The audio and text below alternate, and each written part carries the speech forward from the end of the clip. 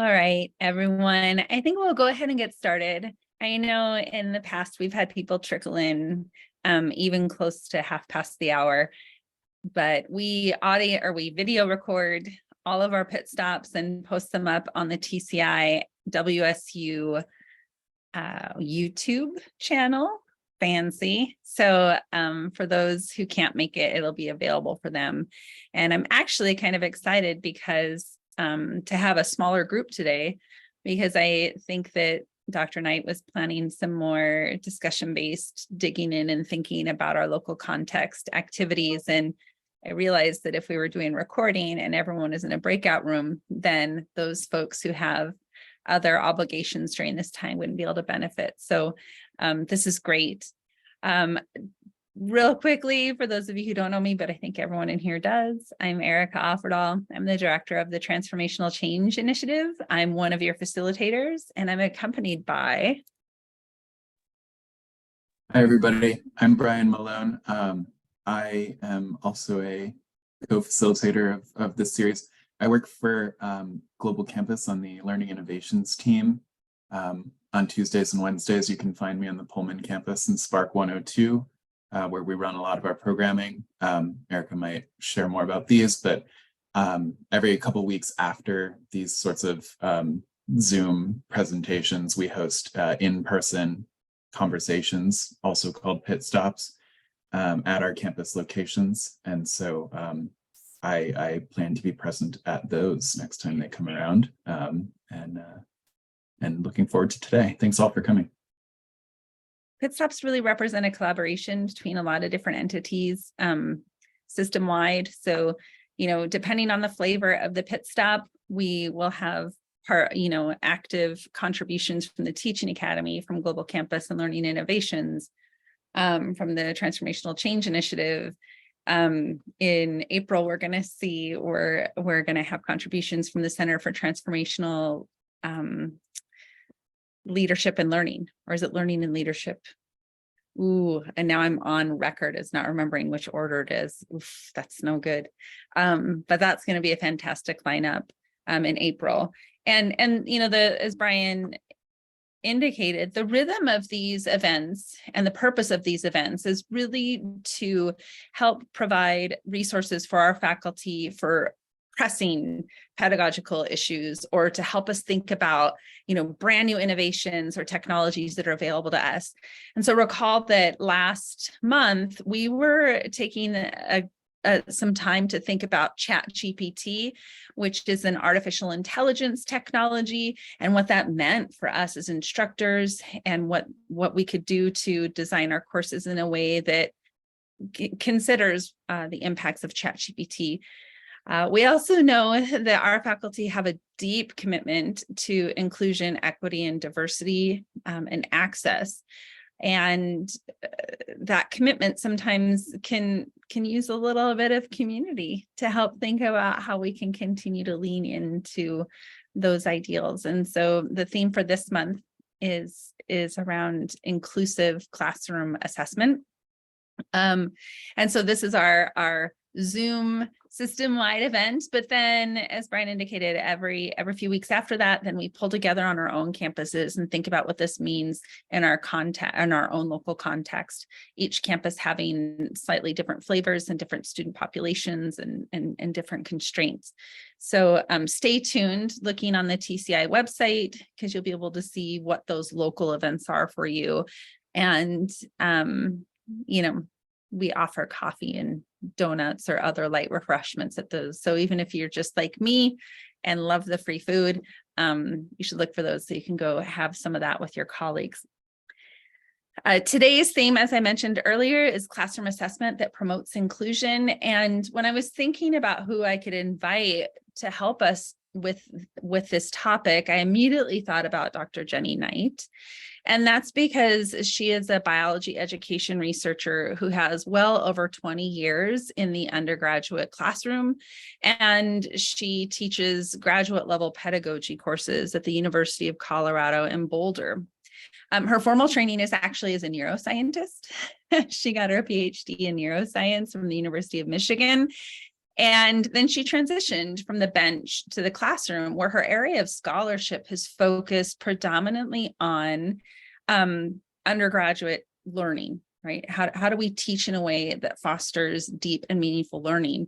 And within that space, Dr. Knight is nationally recognized for her work in classroom assessment.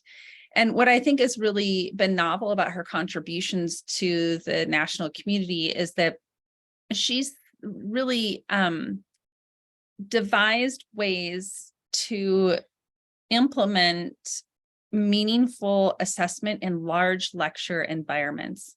And when I look at, the list of participants that are here right now, some of you I know, some of you do teach in the large lecture environment. And I know from myself teaching large lecture, that's a tough nut to crack at times.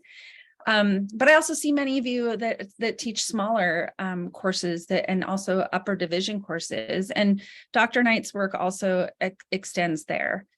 She's taught the whole gamut of undergraduate courses, and her research has looked at assessment in all of those contexts. So I don't want you to be, going, oh no, a neuroscientist. What if I don't know neuroscience? Not that. We've invited an assessment expert here who can think about what it looks like in an undergraduate environment in a variety of contexts. So without any further ado, I would like to invite Dr. Knight to lead us through an exploration of inclusive classroom assessment practices. Thanks, Jenny, for joining us. Thank you so much, Erica. And thanks for having me. Can everybody hear me okay? All right. Yesterday, I was having a little bit of fluctuation with my connection to the internet, so I'm hoping that's not going to happen today. Anyway, I'm so pleased to get a chance to talk with you, and I've prepared, some materials to talk about, but I invite you all to, at any point in time, just ask a question or ask me to elaborate more, or just start a discussion. So this can take kind of any format that you guys like. I'll go ahead and share my screen now, and hopefully that'll work. All right. Everybody see this? Excellent. Great. So I'm hoping that you are a little familiar with the idea of what has been known in the literature as backward design. And that's what's shown on the screen here, is the idea that if we identify our desired outcomes, our goals and objectives, if we do that first, follow that with thinking about what we would like to assess our students on at the end of their experience in the course, that if we do those two things first, then it's actually easier and more meaningful to then plan the student experience. And I include in the student experience both active learning, the activities that students do in class, but also formative assessment, because formative assessment is an activity very often. And so the two go hand in hand. So if we can align all of these things together, then our students are much more likely to have a positive experience and come away actually having learned something. In addition, although it might be hard to write your assessment questions first, it actually facilitates your own journey through teaching. So I want to talk a little bit about, where that puts us. And I thought perhaps, I know Erica already asked you guys to share a few things in the chat, but I wondered if you would mind just sharing some of the struggles that you have in assessing students, or what you'd like help with, if there's something in particular that you came here today wondering about, and just pop something quick, can just be a couple words into the chat so that we can all get a feeling for what we are struggling with. And I'll just wait a moment while you guys get a chance to answer.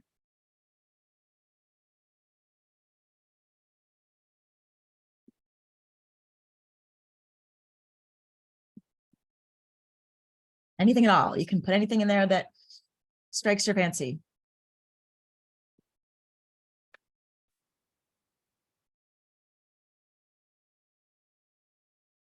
Okay, so I've got one person talking about not testing skills, having skills-based courses, assessing writing.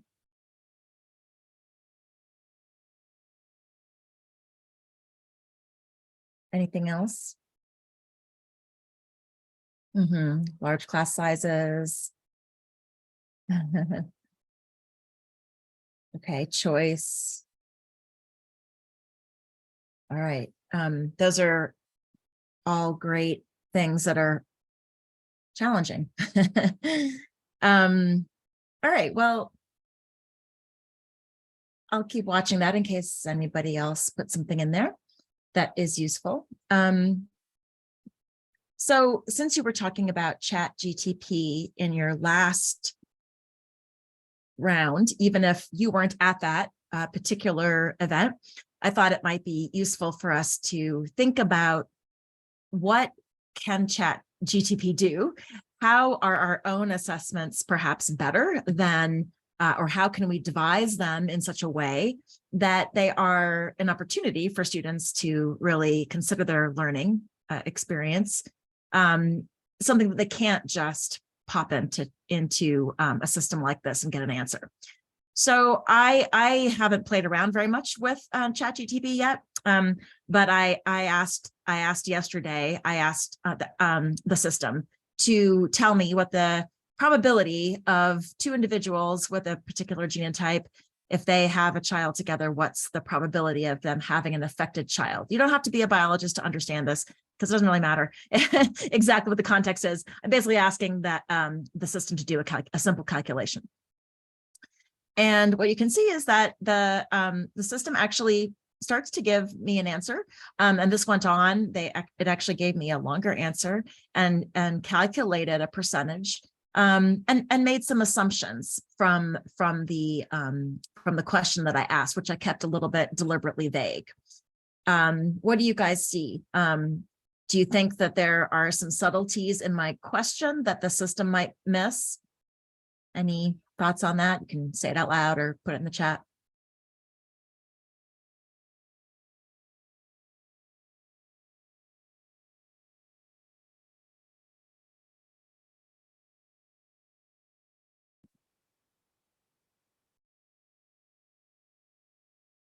It seems really superficial, the response.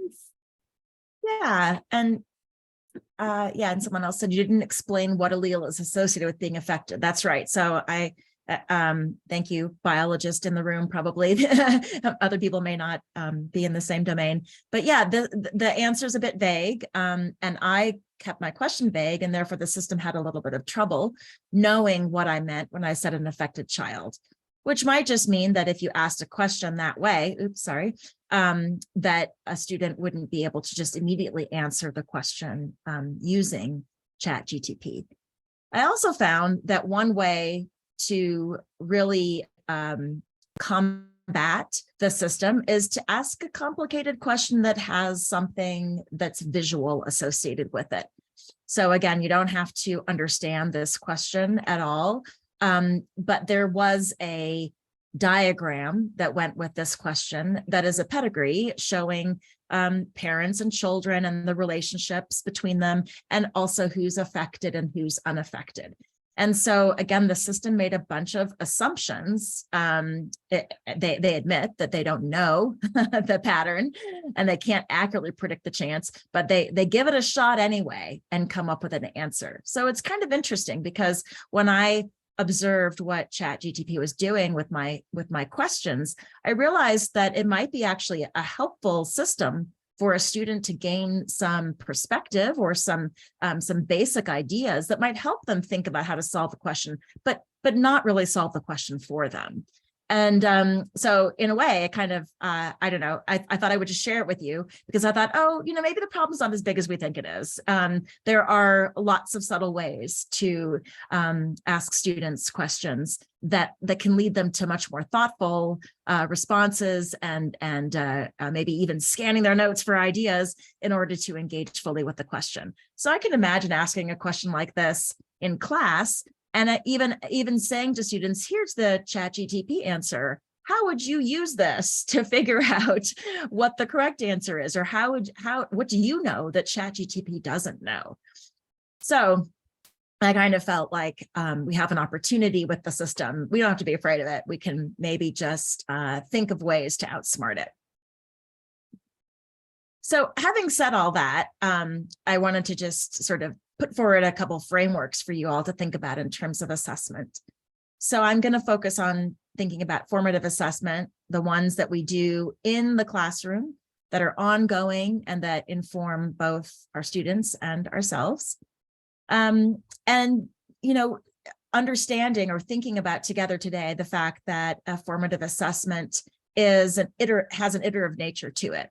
If we ask students a question and collect data from their understanding of that question, we have an opportunity, even on the fly, to analyze where the students are and how much they're understanding, make some choices about what to do next, and then, you know, go ahead and continue through this loop.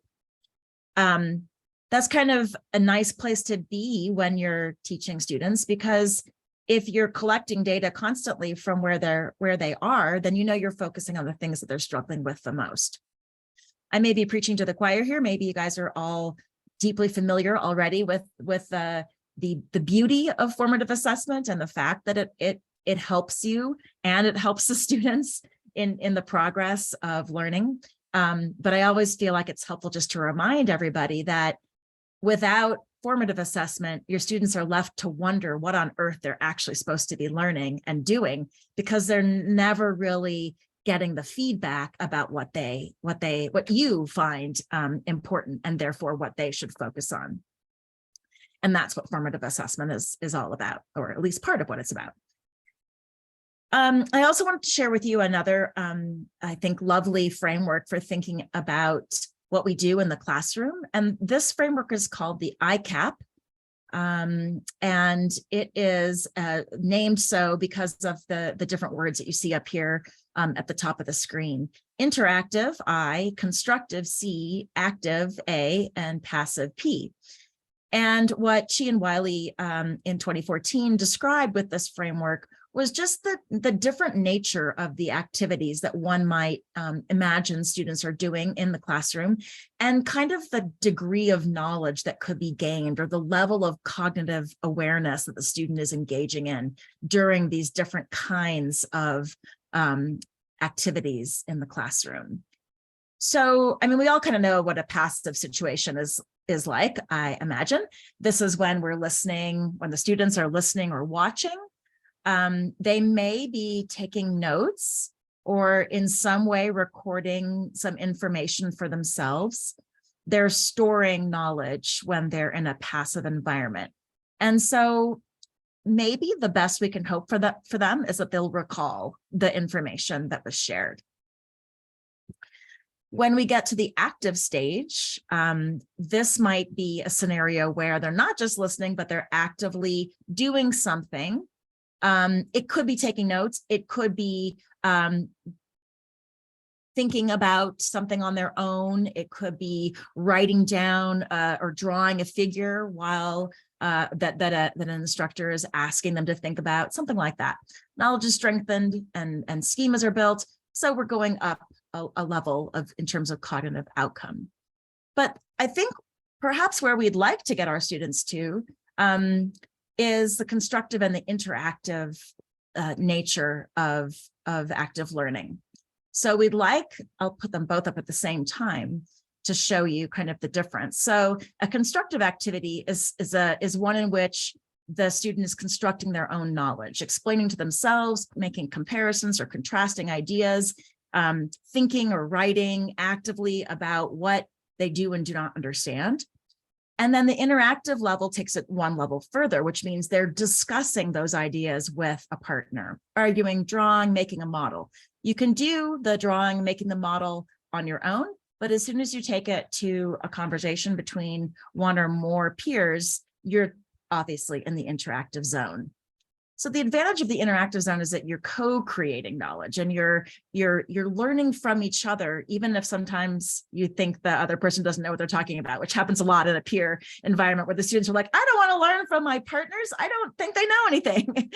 But the beauty there, again, is if you can get your students to really engage in that process, is that they will discover that everybody has something to contribute and they learn a little bit of something from each other.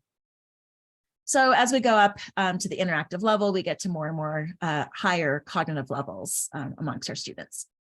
sometimes it's a little bit difficult to know exactly how to use this framework for thinking about what to do in the classroom. And so I tell people, you don't want to spend all of your time in the passive zone, although students might need to listen a little bit during the classroom. You'd rather have them being active in some way, even if it's just a solo adventure.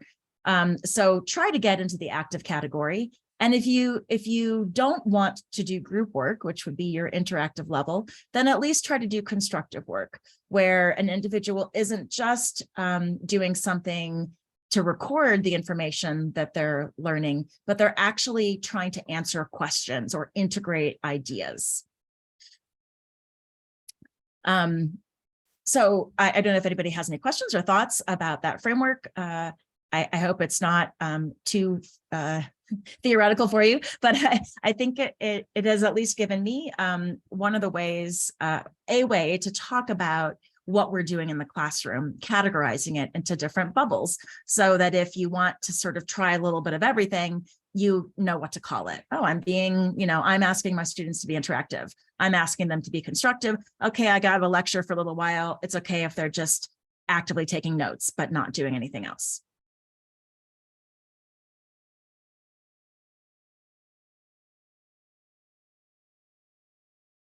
I'm just waiting a second to see if anybody has any thoughts or comments.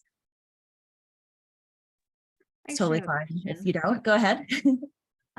Jennifer Miller, College of Pharmacy, Spokane campus.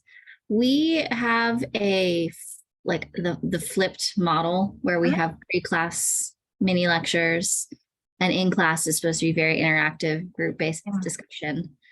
How do you combat student preparation?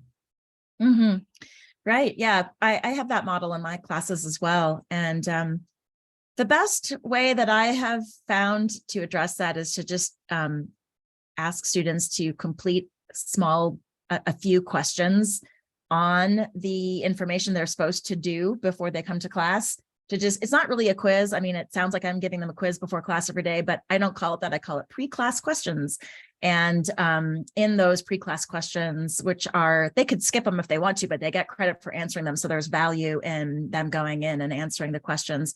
But I put all the basic knowledge that I hope that they have gained from reading, watching, listening, whatever they were supposed to do before class. I put those into the system as questions they have to answer. And I think it helps a little bit. I mean, there are still people who, come to class seemingly unprepared. But it seems to raise the awareness at least a little bit for the majority of the students, because they know what we're going to be talking about in class. They've looked at the questions, they've thought about the material at least a little bit. That's my solution. I'm sure there are other solutions, but that's the one that I found to work the best. I have a large class. I teach large classes, 100 and above, sometimes up to 300. And therefore, it's not like I can really, ask them to reflect on the reading and read their reflection assignments. I have to ask them a bunch of multiple choice questions that I can just derive that they're getting something out of, hopefully. Excellent. Thank you. Yeah.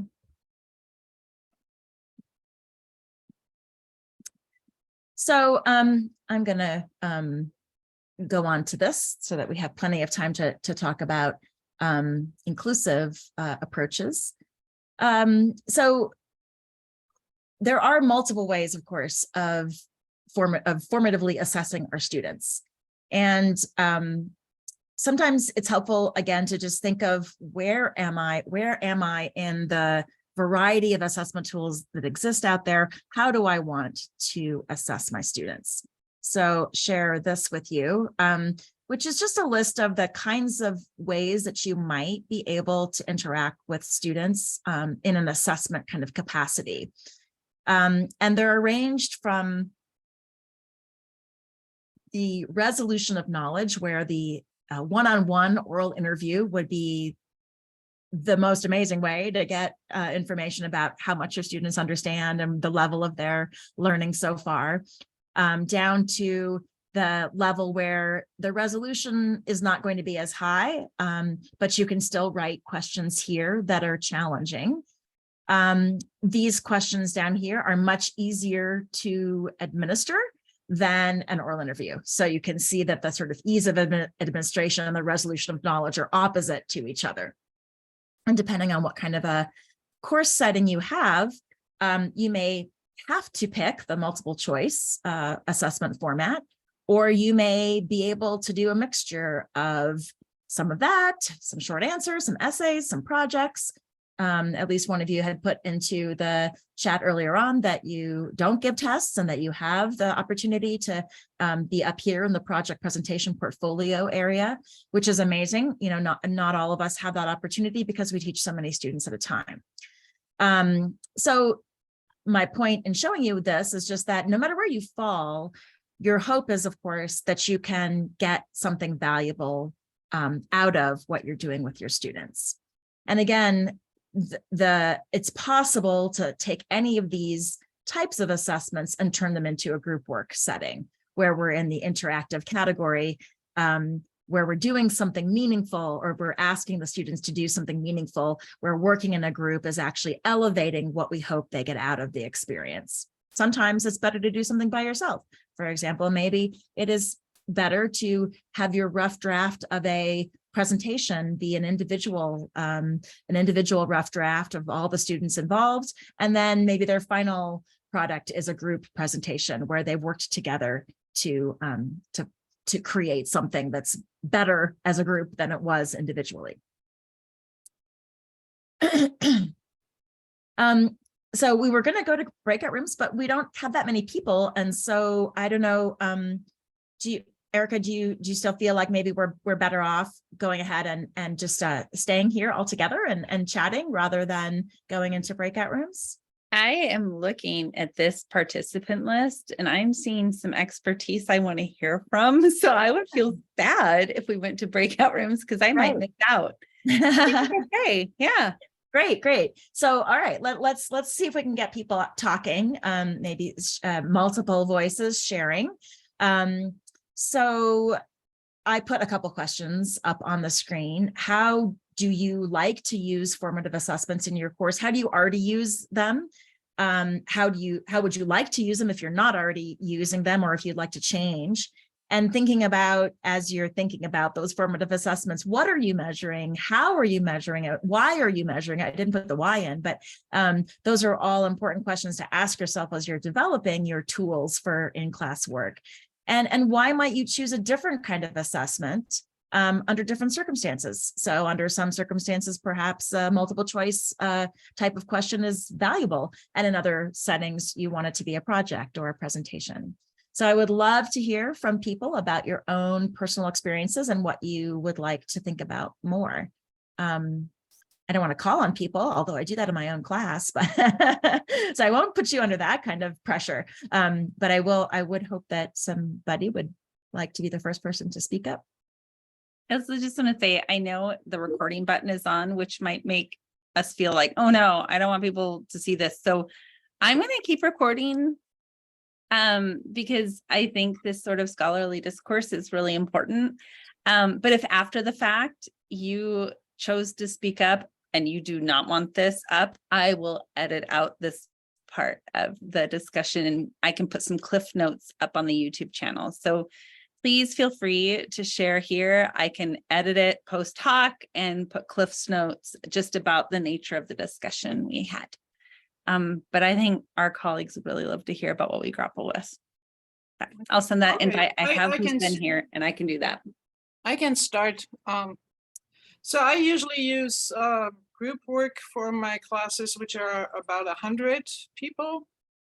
But for right now I'm teaching a larger class, 200, and I use clicker questions, but I wish I could do group work, but then the room doesn't really allow it either because it's one of these older lecture halls and it's really not, the students are, well, the room is too big for the 200. So they kind of assume the greatest amount of entropy in the room. And so that doesn't really work. But by the way, hi, Jenny, it's good to see you. Hi, Martina. Good to see you as well. I finally got somewhere where I wanted to be. I'm so glad. It looks like Lisa has her hand up. Please share something, Lisa. Let me put my hand down here. Okay, yeah. So, like Martina, I also teach in the large, Todd, gigantic lecture hall that's not conducive to allowing the faculty to actually access the students, because it's just all one big block of chairs with very, very narrow rows and aisles on either side. So putting students to work on themselves, if they have questions, it's really hard for me to get to them to answer the questions. And so that's a huge challenge. But one of the things I was going to say that I've started doing, or I've been doing in this large lecture hall with the 538 students, is handing out like mini case studies and just little half sheets of paper. And I ask them to work on them individually or with each other. And they're basically going from Bloom's taxonomy. We just talked about the nephron, label the parts, and then an application question at the end, what would happen if. And I'd never go over the answers with the students, because then they'll just wait for me to tell them the answers, because they believe that having the answers is the goal rather than thinking as being the goal.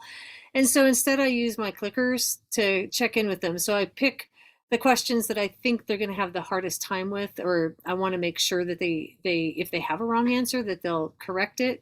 And I clickerize them. So I turn them into multiple choice questions, but I don't give them to them as multiple choice questions. So I feel like that's kind of a way to, to try to straddle those two different levels of, engagement, open-ended questions, but then clickerizing them to do that, to check in, to assess. Yeah, those are all great ideas. Looks like Kathleen would like to share. I love that idea of that technology use. I also use technology in my courses. Mine are, I think I range about 60 to 110 students. I have them have, it's sort of like the idea that Lisa was talking about, case studies or something that they have to wrestle around and talk with each other. But I also have them then write their answers, summarize. They have to work together as a group, determine what they're going to then write on a Google slide. And that Google slide, I have Google slides that are up on the screen, and they're all in there, and they can see other groups. Sometimes each group has a different topic. Sometimes they're all talking about the same thing, but then they can compare answers. It's a nice way for me to be able to see whether they've gotten the concept or not, and then we can correct as we discuss. Another really quick way that I assess on the fly is using a tool called Padlet. And so I can ask a question and get that answer right up there, and they can all see the answer, and it's anonymous. And then we can talk about, why is this answer more specific and this one a little bit more vague, because that's where I see the challenges. Those are some wonderful ideas. I understand, I don't know what clicker system you use at Washington State, but I understand that iClicker also has a function now where you can allow students to type in on their phones, some ideas. And so that can also be you can scroll those on the screen as students answer, similar to the Padlet idea. So those were some really great ideas. If I can summarize what you guys said, you mentioned difficulties with group work when you're in a large classroom, but the desire to engage the students. And you talked about ways of having students share in a way that they can see each other's work, or in a way that they can even potentially be submitting work together. And those are really great strategies that I use as well. The other thing that I use that sometimes facilitates group work, and Martina's situation where she was saying that students are spread out in a classroom, I have that same problem. And so I ask students to, I make group work required, but it's informal, but it's required. And what I do is I tell the students they have to be in a group, because they're going to be submitting work as a group, but they can self-select. And so I tell them they have to get close to each other so that they can find someone to be in a group with. And then I actually just make groups in our learning management system. We use Canvas. I pre-form groups with numbers 1, 2, 3, 4, 5, 6, 7, nobody in them. And then in class, I ask students to add themselves to a group. And the idea is that they're in a group with the people they're sitting with, I say, this is going to be your group for the rest of the class period. So make sure you're in a place where you're happy. And then they actually add themselves to the group, and they can start chatting with their group mates. They can share materials with their group mates. And then I can also require them to upload materials as a group in class. The other thing that is really helpful is then I also, low tech way, I just have them write their names in the back of an index card with the group number on the front. And then I have the group numbers. And so even if I can't get to individual groups because the classroom is so crummy, I can just call out and say, hey, group number 14, 18 and 12. I love those three groups I just called on to share with us your ideas. So we can see if anybody had any questions. And the thing I really like about that is that it's not as scary as calling on an individual student, but it does, if people know you're going to do that, it gives them a little bit of a sense of accountability, which can be useful because then they actually engage in the activities you're hoping that they'll engage in. Lisa, and then Erica. So I just had a question. I really like this idea of forming empty groups and having students self-enroll into them. How does Canvas do that? I know how to make a group, but how do students enroll in it? There's a setting where once you make you make these groups, and then the setting that you have to select is allow students to add themselves to a group. It's just a setting in Canvas. If I had it open, oh, it looks like someone's putting a helpful link in the chat. Oh, that person's really on it. Thank you so much. Yeah, so it's actually quite easy, and they can do it right there in class, right after you've told them all to get into groups. Once they're there, you can be like, okay, take a couple minutes and just add yourself right now to Canvas so that you're in a group with somebody.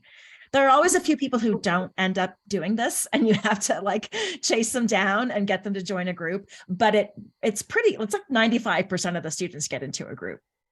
How do you avoid students getting in? Like if there's 500 students in the class and you make, whatever, 100 and say, okay, groups of 4 or whatever. Right. How do you prevent students from I'm going to be in group 7. Right. Oh yeah, sorry. I didn't explain clearly enough. I hand out the index cards at the same time, and the index cards are pre-numbered.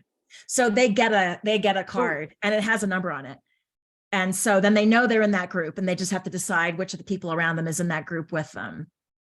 So then it automatically prevents people from signing up for the same group number at the same time. It's very low tech, the whole index card thing, but it works really well. They can just put their names on the back of the index card, and then you have the number and the names for your own personal use, and they know what number they are, and they can, put themselves into those Canvas groups. So.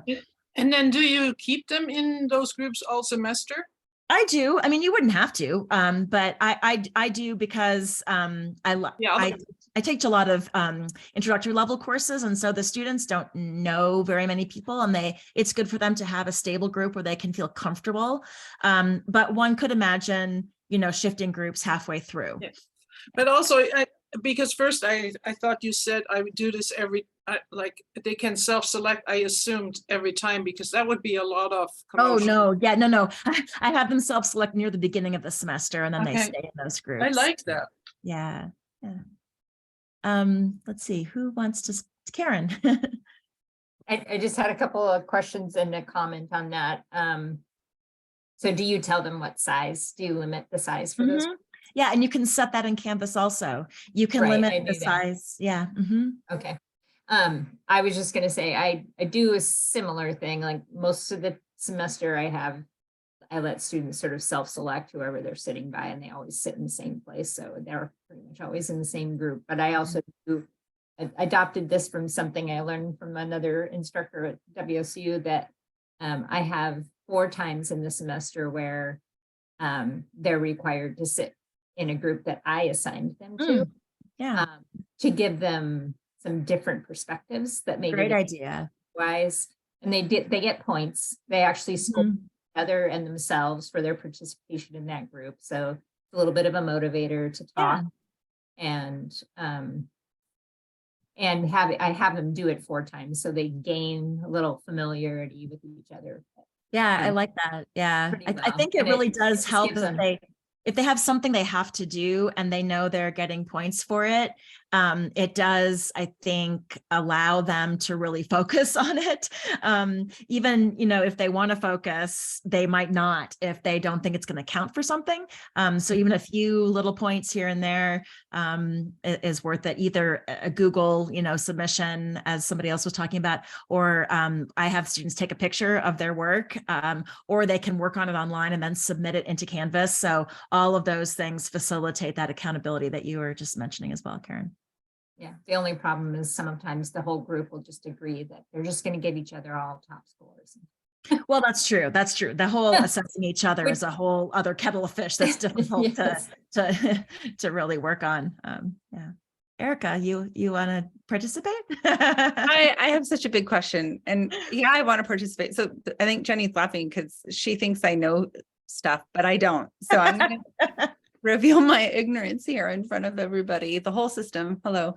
And Jenny, this might be a question that you say, let's table it, because we're inviting Jenny to come to Pullman campus to work with our faculty for our campus specific events. But I just love, first of all, thank you. The ideas that you've elicited from this group, I'm writing down and I'm going to use. And so it doesn't matter how much of an expert you think you are in assessment, we always have something to learn. I've been really grappling with something I observe because I teach juniors and seniors. And so I think they're all ready to do the interactive stuff. And for the most part, they are, but they say to me, like, this is really anxiety producing. We use team-based learning. And so they're in permanent groups. And I dug a little deeper and I was like, what is it about this that is anxiety producing? And it wasn't that they were scared to work in groups. They just were worried that they were going to look stupid in front of their peers. Oh, And so when I think about inclusion, if I have underrepresented folks or people who've been excluded based on their identity, yes. that's going to really make them withdraw. So I know what ideas do you have? Or you can also say, like, this is a big topic. Let's talk about it later. No, I think that's really important. And I wanted to talk about, practices that are sort of explicitly inclusive anyway, today. And so, I don't know that there are excellent solutions to the problem, but there are maybe some things we can do and say that are helpful in terms of encouraging the students to be inclusive. So I think when you're introducing the idea of the group work and forming partnerships, one of the reasons why I allow people to self-select is that I don't want them to think that I have manipulated the situation in a way that I think is right, but they might be uncomfortable with. I want them to find their comfort zone. So I announce that there are going to be groups, and then I say it's really important that you feel comfortable in your group. Please try out sitting in different locations in the classroom if you'd like to, until you find a place that you feel comfortable. We won't require you to commit to a group until next week, so I give them a little bit of time so that they can kind of get that feeling of community or feel where they might be comfortable. And then before, I ask them to commit, I also say, if you end up feeling uncomfortable in your group or feel like you're not getting what you would like to out of where you're sitting, you're always welcome to switch to a new group. Most people do not switch, but I feel like just reminding them that if they are not happy where they're sitting or with whom they're talking to, they are free to rejoin a different group. Those are very simple ideas. One can engage in the process of scanning through everybody's backgrounds or asking them to explain why they may or may not want to be in a particular setting, just kind of getting more information from the students. But that then puts you in a situation of putting people in particular groups, which I personally find is not necessarily an inclusive practice. One thing that I have done before, which might be useful for others, it takes a little bit of time though, so you have to be willing to do this, is to ask students to actually share something about themselves with the people in the classroom. It can either be like they put a sticky note on their chest that says, I like to be the leader. I like to be the person recording the ideas. I like dogs. I mean, it could be like literally anything. And then ask people to kind of find a group where people represent different skills. So if you really want to like try to make it an inclusive activity, you can focus on the things that people think they can bring to the group, different kinds of skills they have, and then ask people to form a group that has a diverse mixture of skills. So, you know, that's one way to sort of try to elevate the student's choice in the matter. Another way is to just do it randomly. As I see some people are including that as an idea, just do it randomly, have an icebreaker, have people get to know each other, then randomize it again later on, and just keep trying to mix things up so that people don't necessarily end up isolated and stay isolated for an entire semester. I do think that there's a lot of community building that needs to be done in an active learning classroom, because you really are asking students to trust each other and to trust you. And if you don't spend time building that, then they're not going to, and they're just going to resist the things that you try to engage them in.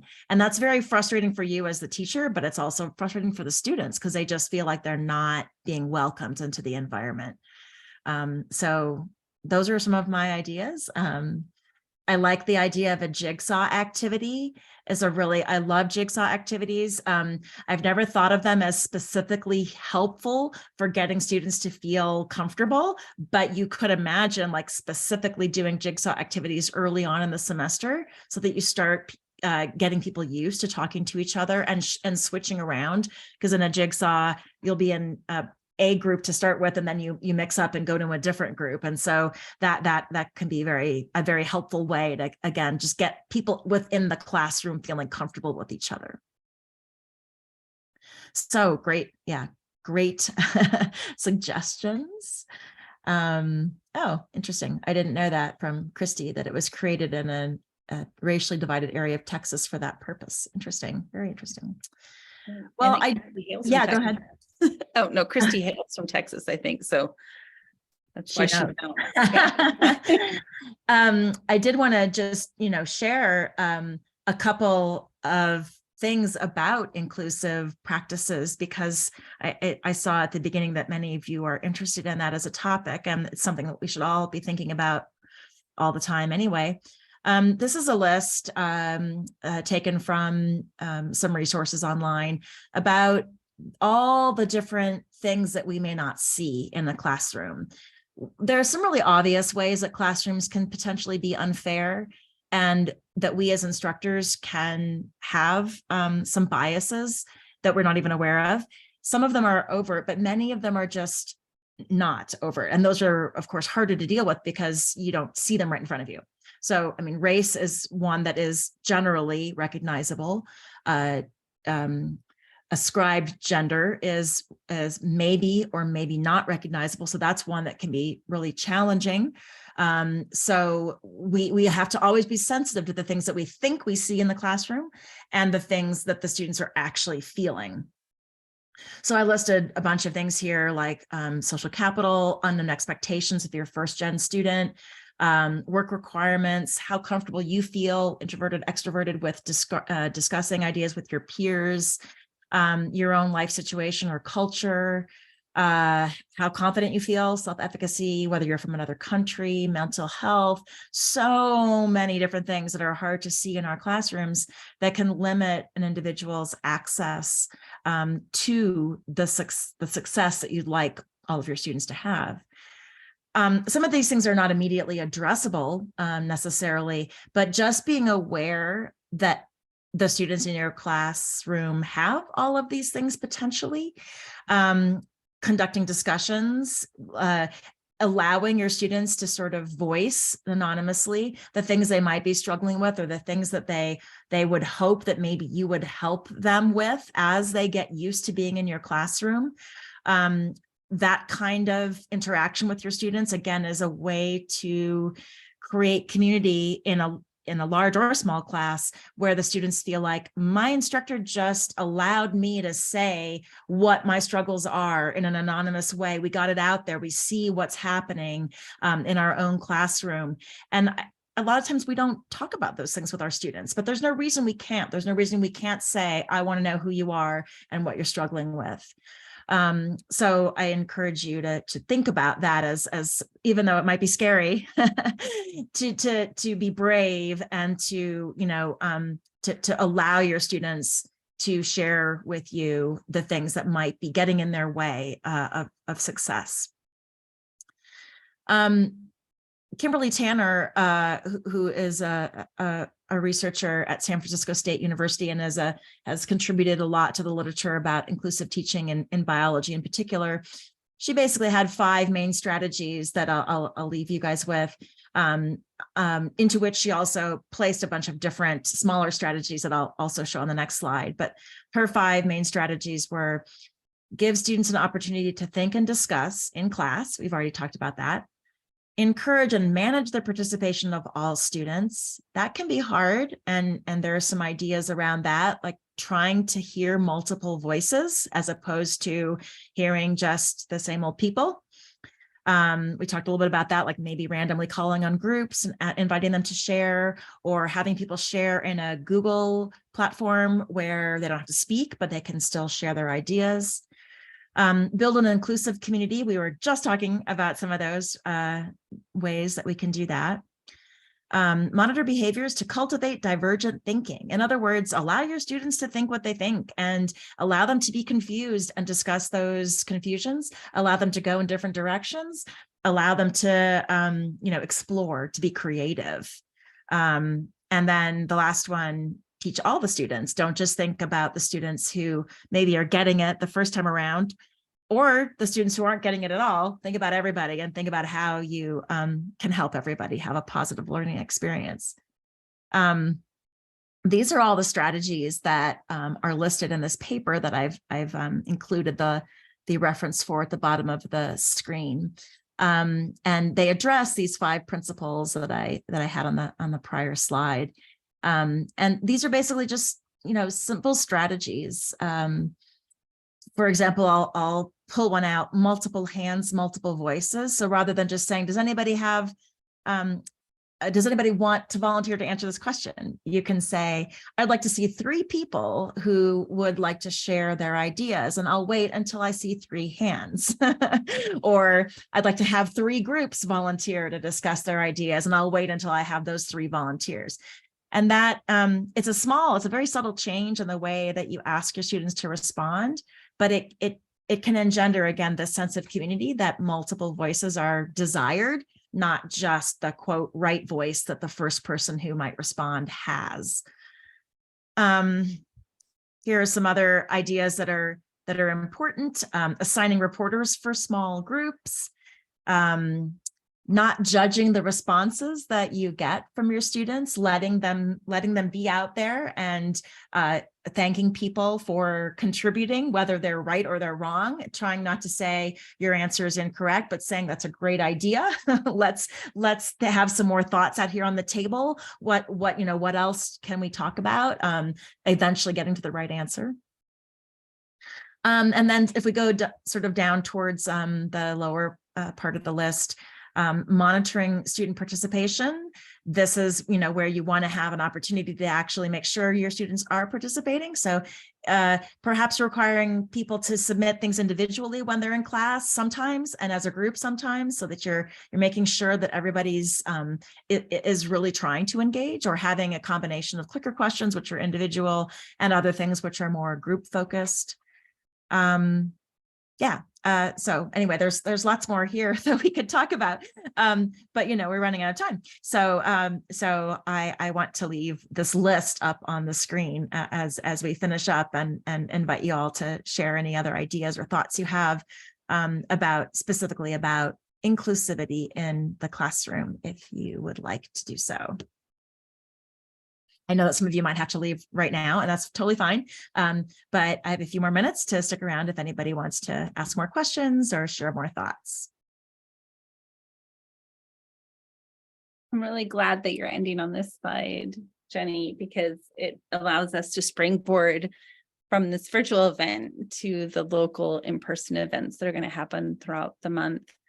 For those of you who need to leave, do. I know that you've got lots of stuff going on in your personal lives. I'm going to stop recording. But before I do, and you can stay on and speak with Dr. Knight for sure, because she's got a treasure trove of thoughts that she might be able to help you troubleshoot for your own context. But before I do, I just want to remind folks that do look for those announcements for your local events. For the Pullman local event, which Brian and I are in charge of, we're really going to be looking to extend this framework to think specifically about what's happening in our own classrooms and what potential obstacles there are for inclusion. And we're going to work shoulder to shoulder to think about how to remove those in whatever discipline or whatever context we have. So, this lays a nice foundation for how to think about potentially issues in assessment, but we want to have that time to work together. So please look for that and put it on your calendar. It's going to be after spring break. So I'm going to stop recording, but first thank Dr. Knight, and then anyone who wants to stay can. Thanks, Jenny. Thank you all. It was wonderful to have a conversation with you all today. Thank you so much.